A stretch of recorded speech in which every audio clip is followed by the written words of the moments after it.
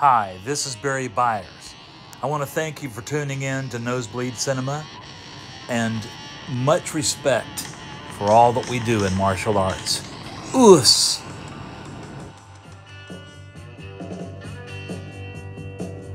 Hi, this is Byers, Nosebleed Cinema. Thank you for watching.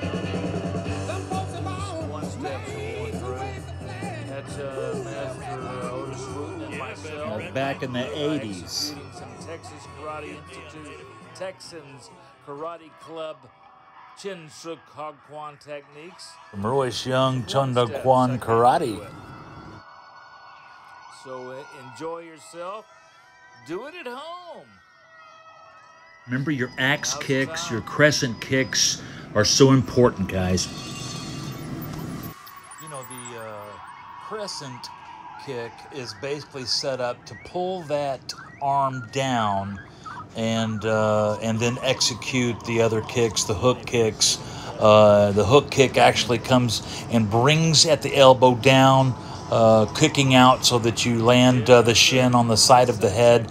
Then you retract it properly so that you can spin back and then use another kick towards the same direction. And then a pseudo-marquee, of course, you're just going to defend yourself there. But it's a one-step that's valuable in most areas of martial arts. Texas Karate Institute, you can see in the background all the students practicing the fundamentals. And those fundamentals become one-steps and sparring sessions and eventually full contact defense systems that save families. So that's why we do this. This Texans Karate Club, we joined, my brother and I, when we moved from Houston to Dallas in 1978. We had left our instructor, Grandmaster Travis Everett, our full contact kickboxing instructor, behind in Houston at that time. Yeah, from 1973 to 1977, we were in Houston. Gung Fu. And, Grandmaster Royce Young adopted us in 1977-78. And that was taking Kung Fu, traditional karate, and kickboxing all at the same time in high school. I remember going to football and baseball and basketball practice all beat up, and the coach looking at me and asking me if everything was okay at home. And I said, everything's great. I said, I'm expanding my martial art career. Seriously, my brother and I had so much invested in martial arts all of our lives. And we wanted to, be a part of the great community at large. And we found that Alan Steen had really developed Texas Karate Institute for guys just like us, and that Chin Suk Hog Kwan became a quality family and a community that we could expand our techniques and our belts and our abilities, character building. So absolutely wonderful those years of 78 on to be part of the Chin Suk Hog Kwan family and community. The family is awesome, superstars, every one of the Chin Suk Hog Kwan crowd. I enjoyed Texas Karate Institute so much because of its diversity. Boxing and karate are two peas in a pod. Thank you for watching Nosebleed Cinema, and we look forward to seeing you guys next time. Your support is amazing. Thank you so much. This live footage includes Ted Gambardella, June Rhee, Royce Young, Alan Steen, the Cox Brothers, Barry Gimbalo. Mention the greats like Grandmaster D.P. Hill. Ching and Van and Trong, all very good students. Amazing, even today. Ching did live sharpened videos with swords and knives and all kinds of amazing feats. And he was 9 years old, one of my best students ever. Thank you, Ching. You could see Grandmaster James B. Toney rip, and also Grandmaster Keith Yates was there.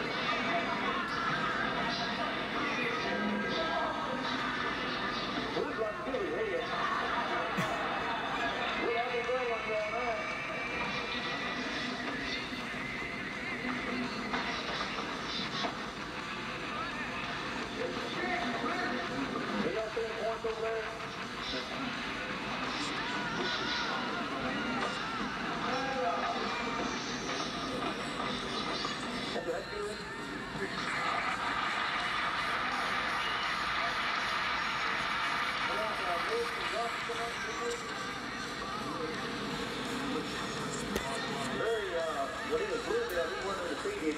The first 2 years brown belt, he wasn't undefeated. Won every match, every time we fought him. Master Charlie Matthews, one of my best friends, and also really best sparring partner ever because of his reach with his legs and height and etc. Perfect match. But you can see the Grand Masters and all the legends and pioneers at this reunion, this TKI 20-year reunion with Alan Steen and God rest his soul, James B. Toney was there also, and I mean everyone. I mean Keith Yates. I mean Grandmaster Keith Yates, Grandmaster D.P. Hill, God rest his soul, and there's Grandmaster Ted Gambardella, and Grandmaster Barry Gimbalo, the Master Cox brothers, the infamous. I mean D.P. Hill and all these guys were there, and here I am in front of Charlie Matthews. Who's got really flexible and sweet moves, an excellent point fighter, always in my corner at all my full contact matches. So it takes some guts to get in there knowing at this time I was still the heavyweight champion of Texas and Arkansas, New Mexico, and a few other states in the heavyweight divisions. It was still kind of new back in that particular 20-year reunion. So just a wonderful video here for all of us. Thank you so much for watching and listening to me. History. That was Willie King before Charlie Matthews. Willie King was one of my full contact students, but always stayed traditional. What a great guy.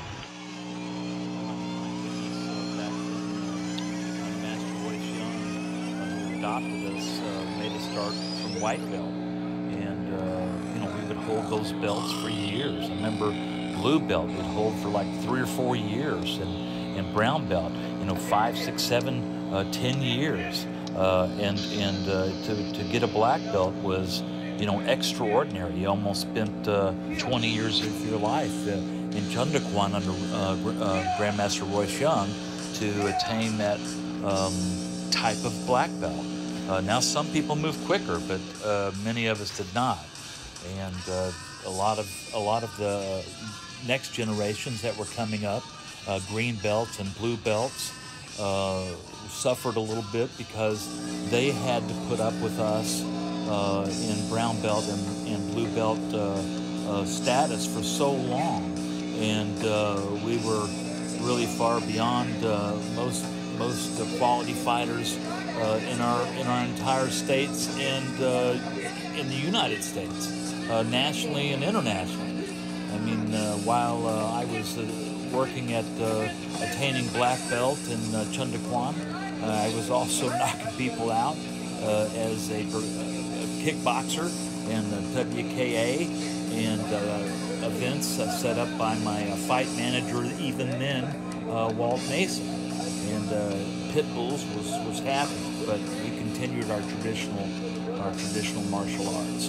And those youngsters and the ones that were involved in learning Chundaquan and the Texans Karate Club, Texas Karate Institute, learned that to get past the heavyweight and everyone else that was holding back for their belts was going to be quite difficult. It really brought the quality up, and you know, 10 years for your brown belt, and you get a black belt, you know, wait the rest of your life to get an award. And thank God that I'm 63 years old now, and I look back in 1978, 1980, 84, 89, all of these years that I see here, all the way to 2008, to 2018, now with 2020 now, we put up some really tough Texas fighters, thanks to our Grandmaster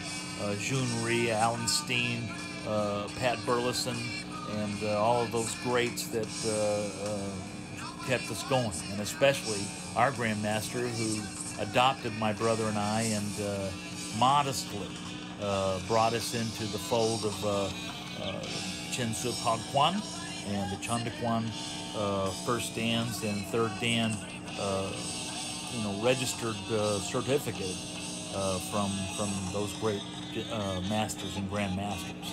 And so we know what it is to respect and honor the greats. However, we also wanted to fight the greats, and we did. Of course, we got great opportunities through the PKA, the WKA, the WPAC. I got to do some rounds thanks to Joe Corley, my Grandmaster Joe Corley, way back in the 80s. I think it was 87, 86 maybe even, that he allowed me to get in the ring with Brad Hefton and do some full contact sparring at one of the training camps. It was in a gym there in Atlanta, Georgia, off of Smyrna, I think I was working. And I remember Brad Hefton was very surprised at how hard, fast, and dangerous I was coming at him. They pulled me out of there after about 3 rounds and said, "You are dangerous, sir."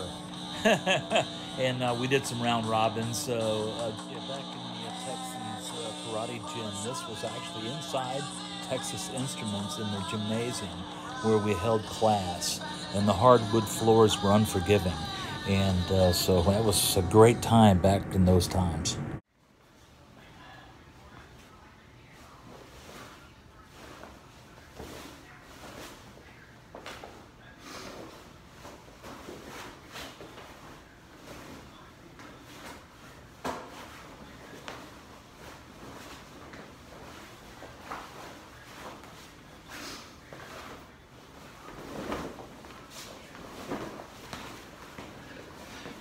And Coach, Master Coach Jerry Byers, I love you. Thank you so much. At 63 years old, we like to take our daily lessons seriously and build up our routine and sometimes just do some kata. I think it's extremely important to mix it up. Thank you.